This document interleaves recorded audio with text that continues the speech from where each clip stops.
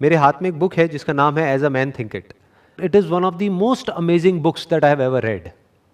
छोटी सी बुक है, पतली सी बुक है, लेकिन बड़ी कमाल की है. तो आज हम क्या करने वाले हैं, इसमें से कुछ सिलेक्टेड वर्सेस मैंने मार्क कर लिए हैं, उसकी हम डेप्थ में चलेंगे, समझने की कोशिश करेंगे कि उसका मतलब क्या है. तो सबसे पहले है, as the plant springs from and could not be without the seed, so every act of a man springs from the hidden seeds of thought and could not have appeared without them. This applies equally to those acts called spontaneous and unpremeditated as to those which are deliberately executed. जिस तरह से कोई भी plant है वो बिना बीज के नहीं हो सकता है, बिल्कुल इसी तरह से every act of a man springs from the hidden seeds of thought. मतलब कि हमारे जो भी एक्शंस होते हैं उसके पीछे कोई ना कोई हिडन सीड्स होते हैं थॉट के, जो कभी ना कभी हमने जाने अनजाने में प्लांट किया होता है. और जैसे हम एक्शंस लेते हैं वैसे ही रिजल्ट्स आते हैं. तो व्हाट दैट मीन्स इज कि जो भी हमारी लाइफ में हो रहा है, जो भी सिचुएशन है, जैसी भी सिचुएशन है, जो भी सर्कमस्टांसेस हैं जिसको हम ब्लेम कर रहे हैं, जिसकी वजह से हम दुखी हो रहे हैं, वो जो सर्कमस्टांसेस हैं वो जाने या अनजाने हमने खुद क्रिएट करे हैं. कहीं ना कहीं ऐसे कुछ थॉट्स थे जो एक्शंस में कन्वर्ट हुए. जैसे एक्शंस वैसे ही रिजल्ट्स, जैसे रिजल्ट्स वैसी ही या तो सफरिंग या जॉय. या तो हमें खुशी मिलती है उन एक्शंस की वजह से, उसका आउटकम या तो खुशी होता है या दुख होता है. तो इसका मतलब हमारी जिंदगी में जो भी खुशियां हैं या जो भी दुख है उसकी जड़ कहीं बाहर नहीं है, वो हमारे अंदर ही है. ये यहां पे कहा जा रहा है. इसी को और आगे बढ़ाते हैं. This applies equally to those acts called spontaneous. मतलब लोग कई बार बोलते हैं कि जो भी मैं कर रहा हूं ये बड़ी स्पॉन्टेनियसली हो रहा है, यानी बिना सोचे हो रहा है. कई बार होता है ना, हम कुछ ऐसा कर रहे होते हैं जो बिना सोचे हो रहा होता है, तो हमें ऐसा लगता है कि अच्छा इसमें तो थॉट का कोई रोल ही नहीं है. अगर वो स्पॉन्टेनियस भी है, यानी बिना सोचे समझे भी हम कुछ कर रहे हैं, तो उसके पीछे भी सबकॉन्शियस लेवल पे कोई ना कोई सीड है जो प्लांट हो रखा है.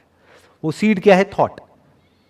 अगर हमारे अंदर कोई इंफॉर्मेशन ना हो, किसी भी तरह का कोई थॉट ना हो, कोई मेमोरी ना हो, तो कोई भी एक्शन होना पॉसिबल नहीं है. उस वक्त जो एक्शंस होंगे वो सिर्फ और सिर्फ सर्वाइवल के लिए होंगे, कि भूख लगी खाना खाया, प्यास लगी पानी पिया, दैट्स इट. उसके अलावा और कुछ होना पॉसिबल ही नहीं है. तो कहा जा रहा है this applies equally to those acts called spontaneous and unpremeditated. एक बड़ा सिंपल सा एग्जांपल देता हूं. बिना वजह हमें बुरा लग रहा है, बिना वजह ही मन दुखी है. कई बार तो कोई वजह होती है जिसकी वजह से हम दुखी हो रहे होते हैं. कई कई बार होता है मूड खराब है लेकिन पता ही नहीं है क्यों खराब है. हमें पता नहीं है, इसका मतलब ये नहीं है कि पीछे कोई वजह नहीं है. वजह यही है कि कहीं ना कहीं कोई ऐसा थॉट हमने प्लांट कर दिया है जाने अनजाने में, जिसका हमको फल मिल रहा है. वो फल क्या है? कि हमारा मूड खराब है. यानी अगर नीम का बीज कहीं पर बो दिया है, चाहे जानबूझ करके या अनजाने में, तो कड़वाहट हमारी जिंदगी में आनी ही आनी है. और अगर आज हमको मिठास आ रही है, कई बार ऐसा भी होता है बिना वजह ही हम खुश हो रहे होते हैं, तो इसका मतलब उसके पीछे भी कोई ना कोई थॉट है जो हमने प्लांट किया हुआ है. कहीं ना कहीं कोई अच्छी बात है. हो सकता है वो थॉट कहीं और से आया हो सकता है बचपन में हमारे माँ बाप ने कोई ऐसी कहानियां हमको सुना दी हो, या कोई ऐसी बात बता दी हो. इसी को संस्कार बोलते हैं, कि जाने अनजाने कोई ऐसी बात बोल दी हो, वो उस खुशी में कन्वर्ट हो रही है. और जब बुरा लग रहा है या डर लग रहा है या एंजाइटी हो रही है, किसी तरह से हम डिप्रेस फील कर रहे हैं, तो उसके पीछे भी कोई ना कोई थॉट है. अब वो कहां से आया है कोई नहीं बता सकता. वो कितना डीप है हमारे सबकॉन्शियस लेवल पे कोई नहीं बता सकता. कॉन्शियस और सबकॉन्शियस में भी फर्क को समझना जरूरी है. कॉन्शियस मतलब जो अभी हम अवेयर हैं कि किस तरह के थॉट्स हमारे अंदर चल रहे हैं, वो सब हो गया कॉन्शियस. हमने सोचा और फिर एक्ट किया, ये क्या है? कॉन्शियस. लेकिन बहुत कुछ ऐसा होता है हम सोच करके नहीं करते, वो अपने आप ही हो रहा होता है. जैसे सुबह अगर कभी नोट करोगे, किसी की आदत है, अगर फॉर एग्जांपल कोई अपनी ट्राउजर पहन रहा है, तो पहले आदत है राइट पैर उठाने की, तो अपने आप ही राइट पैर ऊपर उठेगा. किसी की लेफ्ट पैर की है तो अपने आप ही लेफ्ट पैर ऊपर उठेगा. उसके लिए सोचना नहीं पड़ता है, अपने आप होता है. वो कहां से हो रहा है? सबकॉन्शियस से हो रहा है. एक काम को करते करते करते करते करते करते उसकी प्रैक्टिस हो जाती है. जैसी प्रैक्टिस हो जाती है वैसी हमारी आदत पड़ जाती है. जैसी आदत पड़ जाती है उसके अकॉर्डिंग काम होने लग जाता है. तो कहने का मतलब क्या है कि अगर हमको अपनी लाइफ में कुछ भी बदलना है, जो सिचुएशंस है उसको बदलना है, सर्कमस्टांसेस को बदलना है, तो हम डायरेक्टली उसके ऊपर काम नहीं कर सकते. बिल्कुल ऐसा है जैसे अगर कोई बीमारी है उसको हमको ठीक करना है, तो तो उसके इफेक्ट्स को ठीक करके हम बीमारी को ठीक नहीं कर सकते, उसके कॉज को ठीक करना पड़ेगा। तो cause is always a thought. जैसे एकदम से कोई सिचुएशन होती है, फॉर एग्जाम्पल अभी लॉकडाउन हुआ, तो लॉकडाउन की वजह से बहुत सारे लोगों को तरह तरह की एंजाइटी हो रही है। तो ये मत समझो वो लॉकडाउन की वजह से हो रही है, वो एंजाइटी तो अंदर पड़ी ही हुई थी, लेकिन जो सिचुएशंस थी वो फेवरेबल थी। जैसे ही सिचुएशंस अनफेवरेबल हुई तो वो एंजाइटी जो अंदर पड़ी हुई थी वो बाहर आ गई। तो वो सब पड़ी हुई थी, वो डर अंदर पड़ा हुआ था, वो उसकी वजह से नहीं आया, वो पड़ा हुआ था। और जिसके अंदर वो डर नहीं था, लॉकडाउन के बावजूद भी उनको डर नहीं लग रहा, ना एंजाइटी हो रही है, बल्कि वो इसको भी पॉजिटिवली देख रहे हैं। ऐसे भी कुछ लोग हैं। तो अब पॉइंट क्या आ रहा है यहाँ पे, बहुत इंटरेस्टिंग जो पॉइंट समझने वाला है, एक बहुत बड़ा चैलेंज है हमारे सामने कि भाई जो नेगेटिव सीड्स हैं, मान लो नीम के बीज जाने अनजाने बो दिए गए हैं और वो 20 साल पहले 30 साल पहले बो दिए गए हैं, जिसका अब हमको रिजल्ट मिल रहा है, यानी जिंदगी में दुख ही दुख है, कड़वाहट ही कड़वाहट है। अब क्या करें? क्या इस पेड़ को काटा जा सकता है? क्या इस बीज को उखाड़ा जा सकता है? Not possible. तो क्या किया जा सकता है? अपना ध्यान वहां से हटा करके लगा दो नए बीज बोने में, यानी सही थॉट्स। तो धीरे धीरे, इट विल टेक टाइम। अब यहां पे पेशेंस रखना होगा, ये एक दिन में या 2 दिन में नहीं होने वाला। आज अगर हम बीज बोएंगे, या जैसे कई गमले में भी जा करके हम कोई बीज बोते हैं, तो ये थोड़ी रातों रात पेड़ बन जाता है। It takes time. महीना लगेगा, 2 महीना लगेगा, 3 महीने, 6 महीने, साल भी लग सकता है। लेकिन एक बात पक्की है, अगर ये काम हमने करना शुरू कर दिया, यानी अब तक जो हुआ सो हुआ, लेकिन अब हमने जो कड़वे बीज है उसको बोना बंद कर दिया, जहां से भी वो इंफॉर्मेशन हमारे अंदर एंटर कर रही है, जिसकी वजह से गड़बड़ हो रही है हमारे अंदर, उस इंफॉर्मेशन को पहले तो हमने रोका एक तरफ से, और एंटर नहीं करने दिया। जो जा चुकी है उसको नहीं निकाल सकते। अपनी मेमोरी में जो ऑलरेडी घुसा हुआ है उसको तो निकाल ही नहीं सकते ना। तो हमने क्या किया, जो सही इंफॉर्मेशन है, पॉजिटिव इंफॉर्मेशन है, सही तरह की थिंकिंग है, in fact I don't want to use the word positive here, I want to use the word right here. सही तरह के जो थॉट्स हैं, सही थॉट्स और गलत थॉट्स क्या होते हैं? सही वो जो रियलिटी पे बेस्ड है, जो सच पे बेस्ड है, गलत वो जो झूठ पे बेस्ड है, जो रियलिटी पे बेस्ड नहीं है, हमारी अपनी इल्यूजन्स है, अपनी इमेजिनेशंस है। तो जैसे जैसे हम सही थॉट्स को प्लांट करते चले जाएंगे, तो धीरे धीरे उसका असर हमको दिखना शुरू हो जाएगा। इनफैक्ट इमीडिएटली दिखेगा। कभी नोट करना, माइंड कितना भी नेगेटिव हुआ पड़ा हो, एकदम से जैसे ही कुछ पॉजिटिव इंफॉर्मेशन हमारे अंदर जाती है, इमीडिएटली हमको अच्छा लगने लग जाता है। लेकिन फिर होता क्या है, थोड़ी देर बाद, 1 घंटे बाद, 2 घंटे बाद, या 1 दिन बाद, वापस से बैक टू नॉर्मल, वापस से हम वहीं पहुंच जाते हैं जहां से हमने शुरू किया था, यानी हमारे डिफॉल्ट जोन में, जहां पर फिर से हमें बुरा लगने लग जाता है। तो हुआ क्या है कि जो बुरा लग रहा है, या जो भी हमको बुरा फील हो रहा है, उसके पीछे तो हजारों बीज हैं, और वो हमने जाने अनजाने बो दिए हैं, जिसका रिजल्ट आ रहा है। लेकिन पॉजिटिव के लिए हम क्या चाहते हैं कि एक बीज बो और वो सारा कुछ खत्म हो जाए। ऐसे नहीं होगा कि अगर हजारों ऐसे बीज पड़े हुए हैं जो कड़वे हैं, तो हजारों ऐसे भी बीज प्लांट करने पड़ेंगे जहां से कि कुछ मीठे फल आ सके। सबसे पहला स्टेप अपनी थिंकिंग को बदलने का है, या अपनी लाइफ को बदलने का है। थिंकिंग को बदलना मतलब ये मत समझो सिर्फ थिंकिंग को बदलना, थिंकिंग को बदलना मतलब लाइफ को बदलना। क्योंकि आदमी खुश या दुखी बाहर जो कुछ होता है उसकी वजह से नहीं होता है। ऐसे इतने लोग हैं जिनके पास में करोड़ों रुपए है, पता नहीं क्या क्या है, लेकिन दुखी है अंदर से। और ऐसे भी लोग हैं जिनके पास में कुछ भी नहीं है, या बस इतना ही है कि उनका पेट भरता है, लेकिन खुश है। तो इसका मतलब ये जो खुश होना है और दुखी होना है वो हमारे अंदर से होता है। तो पहले तो जो इसमें लिखा गया है उसको हमको अपने अंदर तक जाने देना है, इस सच को एक्सेप्ट कर लेना है। तो यहां से एक शुरुआत हो जाएगी हमारे ट्रांसफॉर्मेशन की। अब आगे बढ़ते हैं, अगले उस पर आते हैं। If a man's mind has evil thoughts, pain comes on him as comes the wheel the ox behind. If one endure in purity of thought, joy follows him as his own shadow. अगर कोई आदमी है जिसके mind में evil thoughts हैं, तो उसकी जिंदगी में पेन आना ही आना है। पेन किस तरह का? Emotional pain, psychological pen. और जिसकी लाइफ में इमोशनल पेन और साइकोलॉजिकल पेन बढ़ता चला जाता है, तो आज नहीं तो कल वो फिजिकल पेन आ ही जाता है। पहले आदमी इमोशनली और साइकोलॉजिकली बीमार होता है, बाद में फिजिकली बीमार होता है।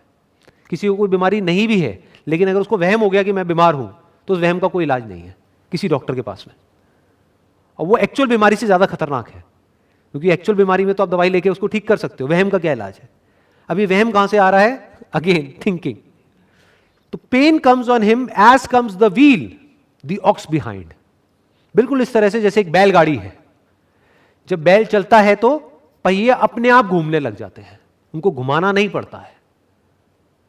तो बिल्कुल इसी तरह से जैसे ही हमारे माइंड में नेगेटिव थॉट्स आते हैं, इविल थॉट्स आते हैं, गलत थॉट्स आते हैं, तो पेन हमारी लाइफ में आना ही आना है, या ये कह लो पेन का चक्का अपने आप घूम जाएगा, पेन की साइकिल अपने आप घूम जाएगी।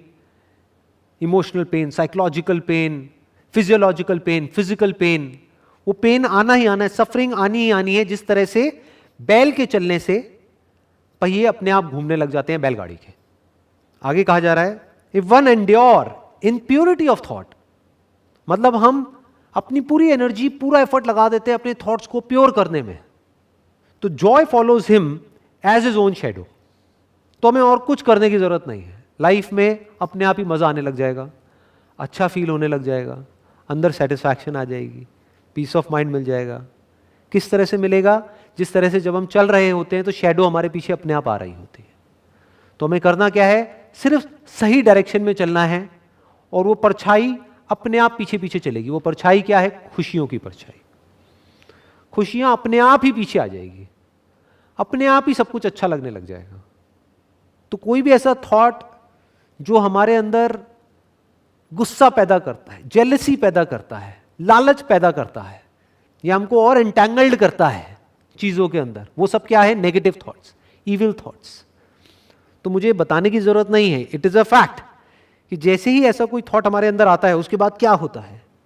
क्या पीछे पीछे पेन आता है? नहीं आता है। गुस्सा जब हम करते हैं तो उसका एंड रिजल्ट क्या होता है?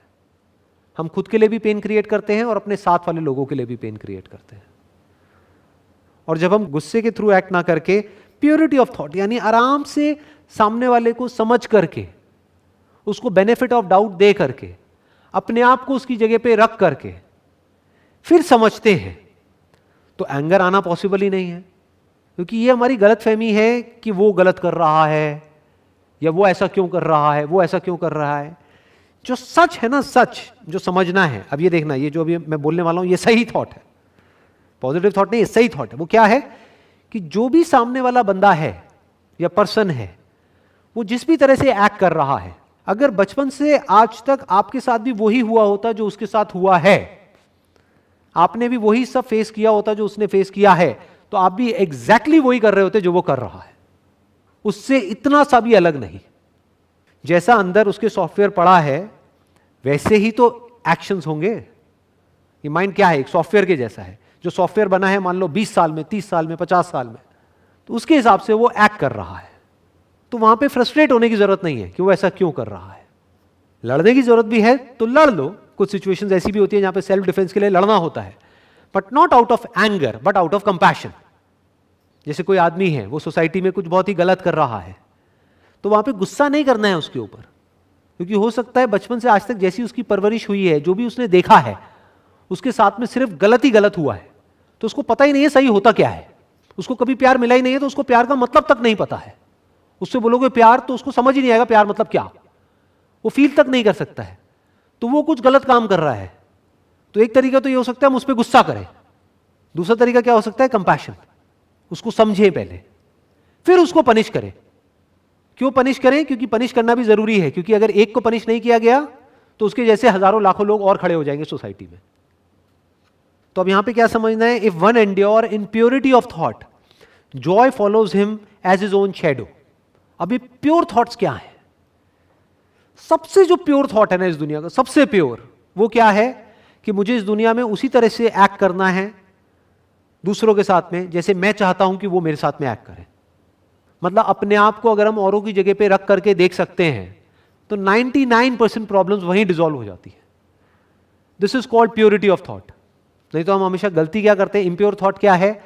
हम अपने आप को सही प्रूव कर देते हैं, एज इफ कि हमारे अंदर सब कुछ सही ही सही है, और सामने वाले को 1 मिनट में गलत प्रूव कर देते हैं, जैसे कि उसके अंदर सब कुछ गलत ही गलत है। उसके अंदर कुछ गलत भी है और सही भी है, ऐसे ही हमारे अंदर कुछ गलत भी है और सही भी है। तो इसको देख लेना इज अ प्योर थॉट। आगे कहा जा रहा है cause and effect is as absolute and undeviating in the hidden realm of thought as in the world of visible and material things. हर चीज का कोई ना कोई कॉज होता है, जैसा कॉज होता है वैसा इफेक्ट होता है। बिना कॉज के क्या कोई इफेक्ट हो सकता है? इम्पॉसिबल। तो जो भी साइंटिफिक लॉज हैं that is based upon cos and effect, कि पहले कॉज होता है बाद में इफेक्ट होता है। बिल्कुल इसी तरह से it's an absolute and undeviating law in the hidden realm of thought. यहां तो हमको दिख जाता है कॉज एंड इफेक्ट, कि मान लो आग लगी हुई है, वहां पे हमारा हाथ गया तो गर्म लगा, हाथ जल गया, ये क्या है? Cause and effect. बर्फ हाथ पे रखी तो ठंडा लग रहा है, ये क्या है? Cause and effect. बट इसी तरह से ये तो हमको दिख जाता है और ये कोई भी देख सकता है, लेकिन ये देखने के लिए एक अलग नजर चाहिए कि जब अंदर हम कुछ भी अच्छा सोचते हैं तो किस तरह से अंदर ठंडक मिलती है, और जैसे ही कुछ गलत सोचते हैं किस तरह से अंदर सब कुछ जलने लग जाता है। जब हम जेलसी करते हैं, जेलसी का मतलब ही जलन है, मतलब जलना, तो क्या होता है? अंदर हीट बढ़ने लग जाती है। और जैसे ये इम्बैलेंस होता है तो ये मत समझो सिर्फ साइकोलॉजिकल लेवल पे प्रॉब्लम्स होती हैं, बॉडी के लेवल पे भी अनलिमिटेड प्रॉब्लम शुरू हो जाती है। तो कॉज एंड इफेक्ट उतना ही पक्का है अंदर की दुनिया में जितना कि बाहर की दुनिया में, ये हमको समझना पड़ेगा। तो हम क्या करेंगे, अगर ये बात हमको समझ आ गई तो हम इफेक्ट पे काम नहीं करेंगे, हम कॉज पे काम करेंगे। इफेक्ट क्या है? फॉर एग्जाम्पल आपके सर में बहुत दर्द रहता है, तो आपको देखना है उसका कॉज क्या है। हो सकता है cause, and there is a strong possibility, जो कॉज है वो स्ट्रेस है।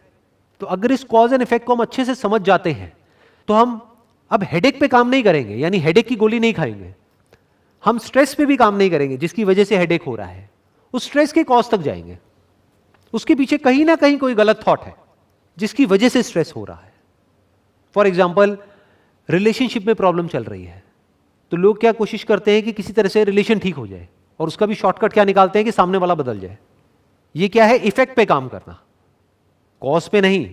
यानी रिलेशनशिप में प्रॉब्लम है तो हो सकता है बजाय बाहर देखने के हम अपने अंदर झांक करके देखेंगे तो हमको जड़ मिलेगी, अच्छा इसकी जड़ ये है कि मैंने जरूरत से ज्यादा एक्सपेक्टेशंस कर लिया सामने वाले इंसान से, मैं खुद उसको कुछ भी नहीं दे रहा हूं। Relationship is all about give and take. मैं खुद उसके लिए बोल तो रहा हूं कि मैं ये कर रहा हूं, वो कर रहा हूं, वो कर रहा हूं, लेकिन मैं खुद देखा जाए तो उसके लिए 10% कर रहा हूं, लेकिन बदले में उससे 90% एक्सपेक्ट कर रहा हूं। मैं खुद नहीं बदल रहा हूं लेकिन उसको बदलना चाहता हूं। तो जैसे ही हमको ये समझ आएगा तो क्या होगा? क्या हमारे एक्शंस नहीं बदल जाएंगे? क्या उसको देखने का नजरिया नहीं बदल जाएगा? और जब वो बदलेगा, हमारे अंदर से ग्रैटिट्यूड निकलेगा, हमारे दिल से उसके लिए एक थैंकफुलनेस निकलेगी, दिल से हम भगवान को थैंक्स करेंगे, सिर्फ ऊपर ऊपर से बोलने के लिए नहीं कि थैंक यू सो मच भगवान, आपने मुझे इतना अच्छा लाइफ पार्टनर दिया। तो क्या सब कुछ बदल नहीं जाएगा? कहाँ गई वो रिलेशनशिप की प्रॉब्लम्स? क्या रिलेशनशिप और स्ट्रांग नहीं होने लग जाएगी? इतना आसान होता है। तो काम कहां करना है? अपने थॉट्स के ऊपर, ना कि बाहर। आगे बढ़ते हैं। By the right choice and true application of thought man ascends to the divine perfection. By the abuse and wrong application of thought he descends below the level of the beast. हमारे पास में हमेशा choice होती है कि हम किस तरह की इंफॉर्मेशन अपने अंदर डालते हैं। वो चॉइस होती है, नहीं होती है? मोबाइल में हर तरह की इंफॉर्मेशन है, गंदगी से गंदगी और अच्छे से अच्छा, प्योर से प्योर और इम्प्योर से इम्प्योर। चॉइस किसके हाथ में है कि क्या देखना है क्या नहीं देखना है? हमारे हाथ में है। हाँ, एक प्रॉब्लम यहां पर आएगी, जिस तरह की हमारी आदत बन जाती है उससे अलग जैसे ही हम कुछ करते हैं तो शुरू में कुछ टाइम तक अनकंफर्टेबल लगता है। जैसे किसी की आदत है बहुत ही ऐसे थॉट्स अपने माइंड में प्लांट करने की जो अंदर जा करके कुछ सही काम करते हैं, तो उसको एकदम से आप कुछ नेगेटिव दिखाओगे तो वो नहीं देख पाएगा ज़्यादा देर तक, उसको अंदर से अनकंफर्टेबल फील होने लगे, वो कहेगा बंद करो ना यार, ये सब क्या लगा दिया, ये न्यूज़ व्यूज़ ये हटाओ ना, क्या गंदगी है ये। या वो जो चैनल पे डिबेट आते हैं, चीख रहे हैं, चिल्ला रहे हैं, कुत्ते बिल्ली की तरह लड़ रहे हैं, तो वो बंदा देख ही नहीं सकता, उसको अंदर से अजीब सा फील होने लग जाएगा। दूसरी तरफ से कोई बंदा जो सुबह से रात तक यही करता है, यानी टीवी ऑन किया हुआ है और न्यूज़ चैनल चल रहा है और एक के बाद एक गंदगी गंदगी, उसको एकदम से कुछ अच्छा दिखाओ या अच्छा सुनाने की कोशिश करो, वो अनकंफर्टेबल फील होने लग जाएगा, वो घबराने लग जाएगा अंदर से, कहेगा क्या है ये, बंद करो ना, वापस से वहीं जाएगा। लेकिन ये चॉइस किसके हाथ में है? हमारे हाथ में है, उस बंदे के हाथ में है। चाहे तो बदल सकता है, 10 साल से गंदी आदत पड़ी हुई है, चाहे तो छोड़ सकता है। शुरू में कुछ दिन लगेंगे, एक नई आदत बनाने के लिए, जैसे हर आदत में होता है, लेकिन वो हो सकता है। That means choice, bye the right choice and true application of thought. यानी सिर्फ अच्छा सुनने से कुछ नहीं होता है, अच्छा बोलना भी होगा ना, फिर अच्छा करना भी होगा, तभी एक पूरी साइकिल कंप्लीट होगी। फिर जब अच्छा करेंगे तो अच्छे रिजल्ट्स भी आएंगे, जितने अच्छे रिजल्ट्स आएंगे अंदर से उतनी एनर्जी मिलेगी और अच्छा इंफॉर्मेशन अंदर डालने की, और अच्छा बोलेंगे और अच्छा करेंगे, तो वो साइकिल बनती चली जाएगी। फिर हमारी जो एनर्जी है वो बढ़ने लग जाती है, वो एनर्जी अलग हो जाती है और लोगों से, इन्फेक्शियस हो जाती है वो एनर्जी। कोई भी हमारे कांटेक्ट में आता है तो उसको आते ही बैठ करके अच्छा फील होने लग जाता है, वो कहता है मेरा मूड अच्छा हो गया आपके साथ बैठ करके। Man ascends to the divine perfection. Divine perfection का मतलब यह है कि एक ऐसी परफेक्शन जहां पर के एक आदमी अवेयर हो जाए कि उसके अंदर चल क्या रहा है, उसी को कहेंगे ना डिवाइन परफेक्शन। डिवाइन परफेक्शन का मतलब यह नहीं है कि हमारे अंदर कुछ नेगेटिव थॉट ही ना आए। डिवाइन परफेक्शन का मतलब यह है कि अगर कुछ उल्टा आए भी तो आया, उसको हमने देखा, जैसे कि कोई मेहमान आ गया है घर में जो हमें पसंद नहीं है लेकिन आ गया है, कोई बात नहीं, तो उस मेहमान को देखा, वो रहा और वो चला गया, इसको कहेंगे डिवाइन परफेक्शन। डिवाइन परफेक्शन का मतलब क्या, कि हमारा नेचर ऐसा बन जाए, हमारी आदतें ऐसी बन जाए कि ऑटोमेटिकली हमारा जो दिमाग है वो सही डायरेक्शन में ही जाए। कभी अगर गलत डायरेक्शन में जाए भी तो थोड़ी देर के लिए गया, लेकिन वहां पर हमको गंदा फील होने लग जाए अंदर से, और हम फिर से अपने डिफॉल्ट जोन में चले जाएं। और डिफॉल्ट जोन क्या हो, जहां पर कुछ कंस्ट्रक्टिव अंदर चल रहा है, कुछ क्रिएटिव चल रहा है, कुछ ऐसा चल रहा है जो उसके लिए भी सही है, जिसके अंदर वो चल रहा है, और उसके आसपास में जो लोग हैं उनके लिए भी सही है, उसी को कहेंगे ना डिवाइन परफेक्शन। यानी कि कुछ ऐसे थॉट्स जिसका एंड रिजल्ट खुशी हो, शांति हो, सेटिस्फैक्शन हो, सेल्फ ग्रोथ हो। सिर्फ आउटर ग्रोथ नहीं, सेल्फ ग्रोथ। आउटर ग्रोथ जरूरी है, दुनिया में ग्रोथ का मतलब क्या, पैसा कमाओ, जरूरी है, उससे ज्यादा जरूरी है self growth. Bye the abuse and wrong application of thought he descends below the level of the beast. अगर इसको हम सही से अप्लाई ना करें, थॉट को, अपनी जो थिंकिंग है उसको सही डायरेक्शन ना दें, अब्यूज करें। अब्यूज का मतलब क्या है, कि कुछ भी अंदर भरते चले जा रहे हैं। आजकल कुछ ऐसी ऐसी वेब सीरीज आ रही हैं जिसमें इतनी नेगेटिविटी है, इतना वायलेंस है जिसकी कोई हद नहीं है। तो हमें क्या लगता है, उसको हमने देखा और एंटरटेनमेंट हुआ और काम खत्म। ऐसा नहीं होता है जी, वो बैठ जाता है हमारे अंदर। जिस तरह से अगर हमारे साथ में कुछ वायलेंट हुआ है लाइफ में, कभी हमारे साथ में कुछ बहुत गलत हुआ है, तो वो बैठा हुआ है ना, निकलता नहीं है ना, चाहे हम कॉन्शियस ना हो उसको लेकर के। ऐसे ही अगर हम कुछ बहुत ज्यादा वायलेंट देखते हैं, बहुत ही ज्यादा नेगेटिव देखते हैं, बहुत ही ज्यादा करप्ट कुछ देखते हैं, तो that is called abuse of thought.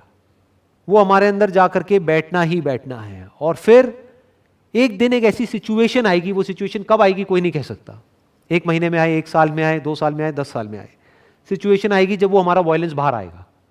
फिर हम कहेंगे कि ये क्या हो गया, एक सीधा साधा आदमी बीस्ट कैसे बन गया, इसमें यही कहा गया है, below the level of the beast, कि ये आदमी तो बिल्कुल ही सीधा साधा है, ये हैवान जैसी हरकतें क्यों कर रहा है, क्योंकि कहीं ना कहीं उसने थॉट को अब्यूज किया है, थॉट को लाइटली लिया है। थॉट को लाइटली लेने का मतलब क्या, किसी भी तरह की इंफॉर्मेशन को अंदर जाने दिया है, तो वो एग्रेशन वो अंदर स्टोर हो गया है, तो जब मौका आया तो वो एकदम से बाहर आ गया। अब वो आदमी खुद ही नहीं समझ पा रहा है कि ये कौन है, कि मैं ये हूं जो ये हरकतें कर रहा हूं, या जो थोड़ी देर पहले तक था वो हूं। एक डुअल पर्सनैलिटी वहां पर क्रिएट हो जाती है। एक तरफ से आदमी नॉर्मल लग रहा होता है, एक तरफ से ऐसी हरकतें कर रहा होता है जो बहुत ही गिरी हुई है। उसकी जड़ क्या है, उसकी वजह क्या है, abuse of thought, wrong application of thought, गलत तरीके से हमने अप्लाई किया। आगे बढ़ते हैं। Only by much searching and mining are gold and diamonds obtained, and man can find every truth connected with his being if he will dig deep into the mine of his soul, and that he is the maker of his character, the molder of his life and the builder of his destiny. जैसे हमको सोने की खान को ढूंढना है तो उसके लिए क्या करना पड़ेगा, पहले तो ढूंढना पड़ेगा, सर्चिंग। फिर जब पता लग भी गया कि यहां पर है, सोना है या डायमंड्स हैं, तो माइनिंग करनी पड़ेगी, खोदना पड़ेगा, बहुत गहराई तक जाना पड़ेगा, तब जाकर के वहां से सोना निकलता है और डायमंड्स निकलते हैं। बिल्कुल इसी तरह से अगर हम अपनी आत्मा की गहराइयों में खोदें तब हमको एक सच वहां पर नजर आएगा जो इस दुनिया के सच से बिल्कुल अलग है। वो सच क्या है? That man is the maker of his character, कि उसका जो कैरेक्टर है वो खुद बनाता है। The moulder of his life, कि उसकी लाइफ को जैसे मोल्ड करना चाहे वैसे मोल्ड कर सकता है, जैसी बनाना चाहे वैसी बना सकता है, उसके हाथ में पूरा कंट्रोल है। And the builder of his destiny, कि उसकी किस्मत पूरी तरह से उसके खुद के हाथ में है। कहीं हाथ में कोई लकीरें नहीं है, कहीं कोई चांद तारे नहीं है। वो अपनी किस्मत को बदल सकता है, अपनी लाइफ को बदल सकता है, वो सब कुछ बदल सकता है। यानी अपने थॉट्स को बदल करके हम अपने एक्शंस को बदल सकते हैं। जैसे ही एक्शंस बदलते हैं हमारी ये आदतें बदलती हैं, जैसे ही आदतें बदलती है हमारा कैरेक्टर बदलता है, जैसे ही कैरेक्टर बदलता है हमारी लाइफ बदलती है, लाइफ बदलती है तो हमारी किस्मत बदल जाती है। तो सबकी शुरुआत कहां से हो रही है? थॉट से। सिंपल है। आगे बढ़ते हैं। Man's mind may be likened to a garden which may be intelligently cultivated or allowed to run wild. But whether cultivated or neglected, it must and will bring forth. If no useful seeds are put into it, then an abundance of useless weed seeds will fall therein and will continue to produce their kind. हमारा जो mind है ना, उसको एक garden की तरह देखना है हमको। जैसे हमारे घर में एक गार्डन है, अब उस गार्डन को कल्टीवेट करने के दो तरीके हो सकते हैं। एक तो है हमने इंटेलिजेंटली उसको कल्टीवेट किया है, कि जैसे ही कुछ ऐसा उग रहा है वहां पर जो हमको नहीं चाहिए तो उसको काटा, और जो हमको चाहिए, जिस जगह पर चाहिए, जो चाहिए, उसको वहां पर बड़े इंटेलिजेंटली हमने प्लांट किया, तो वो गार्डन बड़ा सुंदर होगा। दूसरा तरीका क्या है कि हम ऐसा कुछ ना करें। यानी क्या गार्डन पे दिमाग लगाना है? घर के आगे गार्डन है, छोड़ो ना, कौन उस पर मेहनत करेगा, कौन जाएगा, ये तो बड़ा एफर्ट वाला काम है, होने तो जो हो रहा है। जैसे ही हमने उसको छोड़ा तो क्या होगा, वहां पर यूजलेस वीड्स उग जाएंगे। वीड्स होती है मतलब ऐसी घास, आप कह सकते हो कांटे वाली घास। इसको कल्टीवेट करना ही पड़ेगा। और कब करना पड़ेगा? डेली करना पड़ेगा। बल्कि इसको एक स्टेप और आगे बढ़ाऊं, 24/7, 24 घंटे कल्टीवेट करना पड़ेगा अगर आप एक एक्चुअल में अच्छे गार्डन में रहना चाहते हो, एक्चुअल में अंदर से अच्छा फील करना चाहते हो। सोचो हमारा घर ऐसी जगह पे हो या हम ऐसी जगह पे रह रहे हैं जहां पर हम चल फिर तक नहीं सकते, बड़ी बड़ी घास उग गई है कांटे वाली, जहां निकलते हैं वहीं कांटे चुभ रहे हैं, लेकिन अब कुछ कर भी नहीं सकते। और दूसरी तरफ से एक ऐसा गार्डन है जहां पे ऐसे फ्लावर्स हैं जिसकी जो फ्रेग्रेंस है वो बड़ी कमाल की है। उस गार्डन में एक एक चीज को बड़े ध्यान से किया गया है, प्रॉपर तरीके से किया गया है, और उस गार्डन में बैठ करके ही हम अच्छा फील करने लग जाते हैं। लेकिन अगर ऐसा गार्डन हमें चाहिए तो वो एक दिन में नहीं बनेगा। और ये काम ऐसा नहीं है कि हमने 1 महीने तक किया, 1 साल तक किया, बस उसके बाद में छोड़ दिया।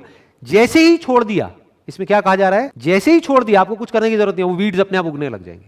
मतलब क्या है कि डेली बेसिस पे हमको 2 काम करने होंगे। एक, जिस तरह के प्लांट्स हमको चाहिए, जिस तरह के फ्रूट्स हमको चाहिए, उस तरह के बीज बोने हैं। और दूसरा, जिस तरह के नहीं चाहिए उसको जड़ से काटना है। क्योंकि जिस वक्त वो उस जमीन में जा रहा है या अभी जमीन से बाहर ही आया है, अभी उसको उखाड़ना बड़ा आसान है। एक बार वो बड़ा हो गया, then it becomes next to impossible. तो अगर इस एक्सरसाइज को हम रेगुलर करें, डेली रात को सोने से पहले इस एक्सरसाइज को करें, सुबह उठने के बाद इस एक्सरसाइज को करें, कि अपने आप से पूछें, अगर पूरा दिन खत्म हुआ है, कि आज क्या गंद गया है अंदर, और उस गंद को वहीं पर हम रोक दें। गंद को कैसे रोका जाता है? गंद क्या होता है? देखना, ध्यान से समझना। कोई भी चीज गंदी अच्छी नहीं होती है। जिस तरह से हम इंटरप्रेट करते हैं किसी सिचुएशन को, वो गंदी अच्छी होती है। कोई भी इंसान अच्छा या बुरा नहीं होता है, हमारे ऊपर हम उसको कैसे इंटरप्रेट कर रहे हैं। एक इंसान किसी के लिए अच्छा है, किसी के लिए बुरा है, किसी के लिए ना अच्छा है ना बुरा है। तो इस सारा खेल किसका है? इंटरप्रिटेशन का। तो हम कैसे ये नेगेटिव अगर हमारे माइंड में कुछ घुस गया है पूरे दिन में, उसको कैसे ठीक करेंगे रात को सोते वक्त? कि अगर हम उसको कोई गलत तरीके से इंटरप्रेट कर रहे हैं तो उस इंटरप्रिटेशन को ठीक कर दिया। यानी कुछ उल्टा चल रहा है हमारे माइंड में किसी के बारे में। फॉर एग्जाम्पल, आपको कोई फ्रेंड है, उसने गाड़ी ली है, तो आप उसके बारे में उल्टा सोच रहे हो, जरूर कोई ना कोई घपले कर रहा होगा, जरूर कोई गलत काम कर रहा होगा। डू यू नो दैट कि वो गलत काम कर रहा है? नहीं। या आउट ऑफ जेलसी हम उसको इस तरीके से बोल रहे हैं।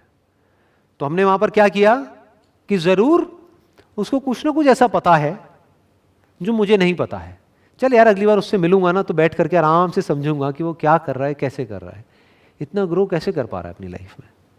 तो इस तरह से हमने अपने जो नेगेटिव थॉट्स हैं, इविल थॉट्स हैं, जो वीड्स हैं, उसको क्लियर किया रात को सोने से पहले, और जो सही थॉट्स है उसको और पक्का किया। सही थॉट क्या हो सकते हैं? थैंकफुलनेस। बड़ा आसान होता है, बहुत ही आसान। ये आप चलते फिरते भी कर सकते हो, रात को जिस वक्त सो रहे हो उस वक्त भी कर सकते हो। 1 मिनट लगता है। अपने हाथ पैरों को फील किया, आंख बंद करी, हाथों को थोड़ा सा हिलाया, फिंगर्स को हिलाया, पैरों को हिलाया और बोला कि अरे यार मेरे हाथ पैर सलामत है। ये छोटी चीज़ नहीं है। इस दुनिया में लाखों लोग ऐसे हैं जिनके हाथ पैर सलामत नहीं है, और हो सकता है कल आपके भी ना हो। मेरी आंखें सलामत हैं, आंखें खोल के देख लिया, अरे मैं तो देख पा रहा हूँ, अरे मैं तो सुन पा रहा हूँ, अभी कान भी ठीक है। तो ये क्या है? थैंकफुलनेस, कि जो है उसके लिए आप थैंक्स कर रहे हो। इससे कैसा फील होता है? अच्छा फील होता है। तो ये अच्छे थॉट्स हैं। तो पीसफुली सोओगे, जब अच्छे से सोओगे तो सुबह अच्छे से उठोगे, अच्छे से उठोगे तो अगले दिन की शुरुआत अच्छी होगी। लेकिन ये काम 1 या 2 दिन करने का नहीं है, हमेशा करना है, करते ही रहना है मरते दम तक। अब आगे बढ़ते हैं, अगले उस पे आते हैं। Circumstance does not make the man, it reveals him to himself. मतलब हमारी लाइफ में जो भी सर्कमस्टेंसेस होते हैं, चैलेंजेस होते हैं, प्रॉब्लम्स होती हैं, या कुछ ऐसी सिचुएशंस होती हैं जहां पर जाकर के ऐसा लगता है कि मैं तो फंस गया हूं पूरी तरह से, अब शायद मैं यहां से कभी बाहर ही नहीं निकल पाऊंगा। होता है ना ऐसा? एक ही सिचुएशन में 2 लोग जाते हैं, एक पूरी तरह से फंस जाता है, अंदर से टूट जाता है और दोबारा से कभी खड़ा नहीं हो पाता है, और पूरी जिंदगी बस वही राग अलापता रहता है कि मेरे साथ में वो जो हुआ उसकी वजह से आज मेरी हालत है, वो ना हुआ होता तो पता नहीं आज मेरी लाइफ कितनी बढ़िया होती। दूसरी तरफ से एक और आदमी है जो उसी सिचुएशन में गया या उससे भी बुरी सिचुएशन में गया, लेकिन जब वो सिचुएशन से बाहर आया कुछ दिन बाद या कुछ हफ्ते बाद या कुछ महीने बाद, वो उससे लाख गुना बेटर बनकर के बाहर आया जैसा वो पहले से था। तो ये क्या हुआ? क्या फर्क था दोनों में? उस प्रॉब्लम की वजह से उस आदमी की लाइफ खराब नहीं हुई है, अंदर से जो वो था वो ही निकल करके आ गया। अंदर से वीक था तो वो वीकनेस उस सिचुएशन के आगे हल्की पड़ गई और वो अंदर से टूट गया। लेकिन अगर वो अंदर से स्ट्रांग था तो उसकी स्ट्रेंथ और ज्यादा बढ़ गई उस प्रॉब्लम की वजह से, और वो और स्ट्रांग बन करके बाहर निकल करके आया। Circumstance does not make the man, it reveals him to himself. मतलब आपकी लाइफ में अगर कोई प्रॉब्लम आती है, कोई बहुत बड़ा चैलेंज आता है या कोई मुश्किल आती है, तो वो आपका कुछ नहीं कर सकती है, वो आपको सिर्फ ये दिखा रही है कि आप एक्चुअल में अंदर से क्या हो। मतलब करना क्या है? जब टाइम अच्छा चल रहा हो लाइफ में तो अच्छे थॉट्स को अपने अंदर प्लांट करना है। ध्यान से समझना ये बात। अच्छे थॉट्स को अपने अंदर प्लांट कब करना है? जब लाइफ अच्छी चल रही है, ना कि बुरी चल रही है। क्योंकि जिस वक्त आपकी लाइफ बुरी चल रही है उस वक्त तो आप इस सिचुएशन में नहीं हो कि आप समझ सको, आपका दिमाग काम करना बंद कर देता है। उस वक्त तो फैसले का वक्त होता है कि प्रॉब्लम आ गई है, अब यहीं कहीं फैसला होगा, या तो ये प्रॉब्लम तुझे तोड़ेगी या तू प्रॉब्लम को तोड़ेगा। कोई लड़ाई है बहुत बड़ी, तो उस वक्त अपने आप को तैयार नहीं किया जाता। जिस वक्त आपको लड़ना है उससे कई साल पहले से तैयारी शुरू हो जाती है, तब जाकर के उस प्रॉब्लम में आप लड़ पाते हो। आगे बढ़ते हैं। Men do not attract that which they want, but that which they are. Law of attraction की लोग बात तो करते हैं, लेकिन बहुत ही कम लोग उसको डीपली समझ पाते हैं। हम वो अट्रैक्ट नहीं करते हैं अपनी लाइफ में जो हम चाहते हैं। चाहता तो हर आदमी बहुत कुछ है, और नहीं चाहता है? किसी से भी जाकर के पूछ लो, भैया आप क्या क्या चाहते हो? मैं ये चाहता हूं, मैं वो चाहता हूं, मैं वो चाहता हूं, वो चाहता हूं। हर आदमी चाहता है कि उसको सब कुछ मिल जाए, लेकिन उसको वो नहीं मिलता है जो वो चाहता है, उसको वो मिलता है जो वो होता है। बहुत जरूरी है इसको समझना। कोई बंदा है, मान लो बैट्समैन है, क्रिकेट की बात करते हैं, उसने बहुत प्रैक्टिस कर रखी है अपनी बैटिंग के ऊपर, तो उसको क्या मिलेगा? जब एक्चुअल मैच होगा तो उसको क्या मिलेगा? अगर अंदर से वो तगड़ा बैट्समैन है, उसने प्रैक्टिस कर रखी है, तो आज नहीं तो कल उसको रिजल्ट मिलेगा, यानी सेंचुरी मिलेगी। दूसरी तरफ से एक बंदा है, वो चाहता बहुत कुछ है लेकिन अंदर से वो बेकार है, तो उसको क्या मिलेगा? मान लो उसकी अप्रोच भी है, उसके कनेक्शंस भी हैं, तो क्या उसको सक्सेस मिल जाएगी लॉन्ग टर्म में? गलती से अगर अंदर चला भी गया तो 1 मैच, 2 मैच, 3 मैच उसके बाद में बाहर आ जाएगा। तो किसको क्या मिला? वो नहीं जो उसने चाहा, वो जो वो है का मतलब क्या? अंदर से कितना दम है। तो लाइफ जब आपके आगे चैलेंजेस थ्रो करेगी तो आपको वो नहीं मिलेगा जो आप चाहोगे, क्योंकि उस वक्त हर कोई क्या चाहेगा कि जल्दी से ये जो प्रॉब्लम है ना वो खत्म हो जाए मेरी लाइफ में, ये सिचुएशन बदल जाए, मेरी जो हेल्थ है ना, मान लो हेल्थ के लेवल पे कोई बहुत बड़ी प्रॉब्लम आ गई, तो हर बंदा क्या चाहेगा उस वक्त कि मेरी हेल्थ की प्रॉब्लम चली जाए और मैं जल्दी से ठीक हो जाऊं। लेकिन जो चाहता है वो नहीं मिलेगा उसको, उसको वो मिलेगा जो वो अंदर से है। यानी अगर कभी उसने अपनी थिंकिंग पे काम ही नहीं किया है, और ये जो माइंड है जिसकी गार्डन की अभी हमने बात करी, वो ऐसा गार्डन है जहां पर कांटे वाली घास है, तो वो और डर जाएगा। जैसी कोई बीमारी आएगी वो और डर जाएगा, जितना डरेगा बीमारी और बढ़ जाएगी, जितनी बढ़ जाएगी और उसके साथ में बीमारियां जुड़ जाएंगी, जितनी जुड़ जाएंगी वो और डरेगा, तो ये साइकिल बन जाएगी, तो वो नीचे गिरता चला जाएगा। दूसरी तरफ से अगर उसने अपने माइंड पे काम किया होगा तो बड़ी से भी बड़ी बीमारी आ गई, वो वहां से बाहर आ जाएगा, वो हिम्मत नहीं हारेगा, उसको पता होगा this is part of life, वो फेस करेगा उसको। तो उसको क्या मिला, किसको क्या मिला? एक तरफ से एक बंदा टूट गया बीमारी की वजह से, एक तरफ से दूसरा बंदा उस बीमारी से बाहर आ गया, मान लो 1 महीने बाद, 2 महीने बाद, 3 महीने बाद। एक तरफ से एक बंदा है जिसकी बीमारी और बढ़ गई, शुरुआत हुई थी एक छोटी सी बीमारी से लेकिन अल्टीमेटली बढ़ती चली गई। दूसरी तरफ से एक बंदा है जिसकी शुरुआत हुई थी एक बड़ी बीमारी से लेकिन धीरे धीरे वो बीमारी जड़ से खत्म हो गई। फर्क क्या है दोनों में? थिंकिंग का फर्क है। और क्या फर्क है? आगे बढ़ते हैं। Not what he wishes and prays for does a man get, but what he justly earns. His wishes and prayers are only gratified and answered when they harmonise with his thoughts and actions. वही बात है जो अभी हमने करी है कि wish करने से, प्रे करने से कुछ नहीं होता है, कमाना पड़ता है। जैसे बाहर की दुनिया में कमाना पड़ता है ना, ऐसे ही अंदर की दुनिया में कमाना पड़ता है। खुशी चाहिए जिंदगी में तो वो कोई छोटी चीज नहीं है, कमाना पड़ेगा। खुशी ऐसे ही नहीं मिल जाती है, पीस ऑफ माइंड ऐसे ही नहीं मिल जाता है जी, कमाना पड़ता है। उसके लिए पता नहीं कितना काम करना पड़ता है। अंदर एक ऑर्डर होना चाहिए। ज्यादातर लोगों की जो थिंकिंग है वहां पर अगर झांक करके हम अंदर देखेंगे तो डिसऑर्डर है, अजीब अजीब से थॉट्स आ रहे होते हैं जिनका आपस में एक दूसरे से कोई कनेक्शन नहीं होता है। बिल्कुल ऐसे ही जैसे गार्डन है जहां पर कुछ भी उग रहा है, चाहे वो चाहते हैं चाहे नहीं चाहते, कहीं भी कुछ भी उग रहा है। एक है गार्डन जहां पर एक एक चीज को बड़े अच्छे से प्लांट किया गया है। तो थिंकिंग में ऑर्डर कैसे आता है? थिंकिंग एक फ्लो में कैसे जाती है? थिंकिंग कंट्रोल कैसे होती है? थिंकिंग डायरेक्शनल कैसे होती है? इसी को तो सुख बोलते हैं। आगे बढ़ते हैं। Men are anxious to improve their circumstances, but they are unwilling to improve themselves. They therefore remain bound. For example, कोई आदमी है, उसको हेल्थ चाहिए, लेकिन वो टेस्ट के पीछे पागल है, अपने टेस्ट को कंट्रोल नहीं कर सकता है और ओवर ईटिंग करता रहता है सुबह से रात तक। तो क्या वो डिजर्व करता है हेल्थ को? He do not deserve health. मतलब सारा गंद खा रहा है, कचरा खा रहा है और एक्सपेक्ट ये कर रहा है कि मेरी हेल्थ ठीक रहेगी। रह ही नहीं सकती। तो उसको करना क्या है?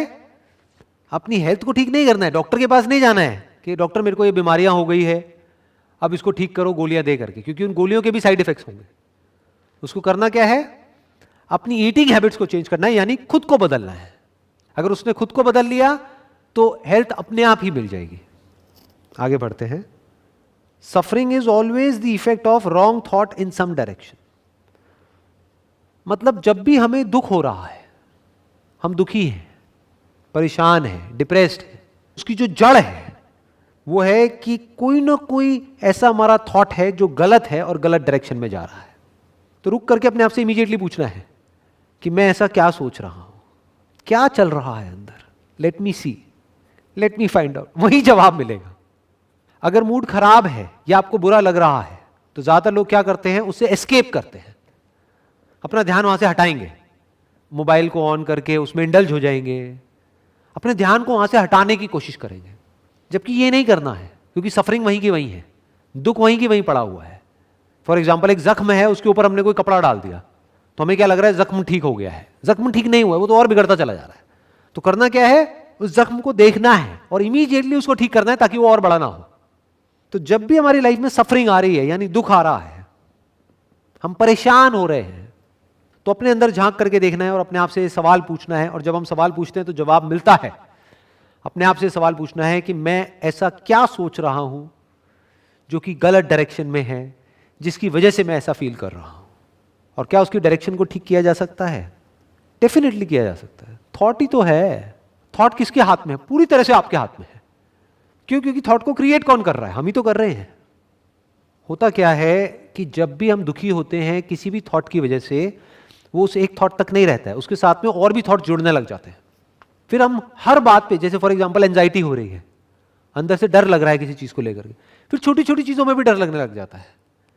ऐसी ऐसी चीजें जो आप बिना किसी डर के करते थे, वो करने के नाम से भी डर लगता है, अरे ये हो गया तो क्या होगा, वो हो गया तो क्या होगा। तो डर बढ़ता चला जाता है। मतलब माइंड का एक सीधा सा फंडा है, what ever your mind focuses on starts expanding, वो एक्सपैंड होने लग जाता है। तो अगर उसको वही नहीं रोका गया तो वो एक्सपैंड होता चला जाएगा। दुख को वही नहीं रोका गया तो वो एक्सपैंड होता चला जाएगा। और दुख से भागने से दुख खत्म नहीं होता है, दुख की जड़ तक जाने से दुख खत्म होता है। और जड़ तक जाने का मतलब क्या? क्वेश्चन करो कि मैं दुखी क्यों हो रहा हूं, मेरे दुख की जड़ क्या है। वहां से कुछ भी आंसर निकल करके आएगा कि अच्छा वो इंसान है मेरे दुख की जड़। बट उसने ऐसा क्या कर दिया है? उसने कुछ ऐसा बोल दिया है कि मेरी ईगो को चोट लगी है। तो अगर कोई आपकी ईगो को चोट पहुंचा रहा है, सेल्फ रिस्पेक्ट को नहीं, ईगो को, दोनों में डिफरेंस है। ईगो मतलब मैं ये, मैं वो, मैं वो, मैं वो, मैं अकेला ही समझदार हूं, बाकी पूरी दुनिया बेवकूफ है। तो कोई बंदा आया, उसने आकर के आपके मुंह पे बोल दिया, कह रहे नहीं तू इतना भी समझदार नहीं है, बेवकूफ है। तो ये सच है, क्योंकि हर कोई समझदार भी होता है, बेवकूफ भी होता है। तो उसने तो सच बोला है, तो मैं दुखी क्यों हो रहा हूं? वो तो मेरा दोस्त है। बल्कि और जितने भी लोग हैं वो मेरे दोस्त बनते हैं, लेकिन है नहीं, क्योंकि मुंह पे मेरी तारीफ करते पीछे से मजाक उड़ाते हैं। अकेला ये बंदा है जिसमें दम है मेरे मुंह पे बोलने का कि तू बेवकूफ है। तो मैं परेशान क्यों हो रहा हूं? क्यों ना मैं उसकी बात को समझूं, और हो सकता है उसकी बात में दम हो तो उस बात पे एक्ट करूं और काम को खत्म करूं। तो माइंड क्लियर हो गया। एक और एग्जांपल दे देता हूं इसका, सफरिंग का, because it is a very powerful statement. कोई बच्चा है, उसका बचपन में बहुत ही टॉर्चर हुआ है।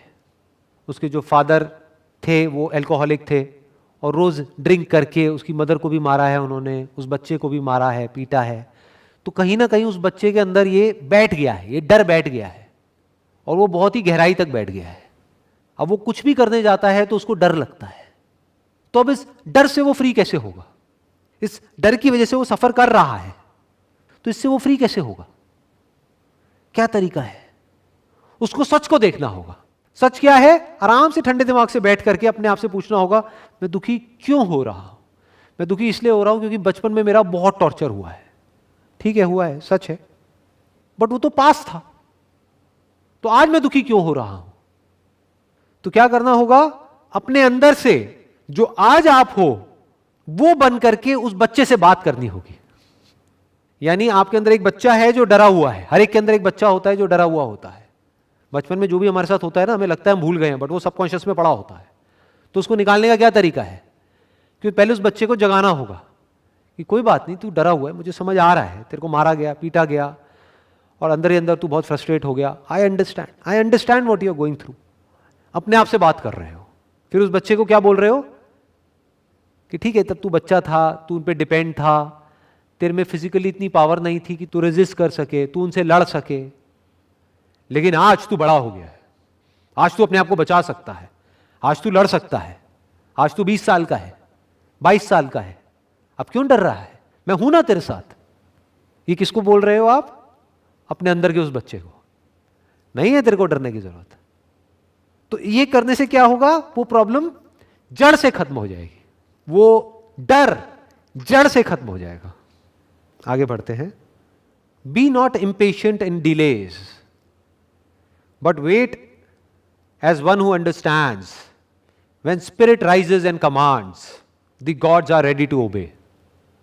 आपने वो कहावत सुनी होगी, खुद ही को कर बुलंद इतना कि खुदा खुद बंदे से पूछे कि बता तेरी रजा क्या है।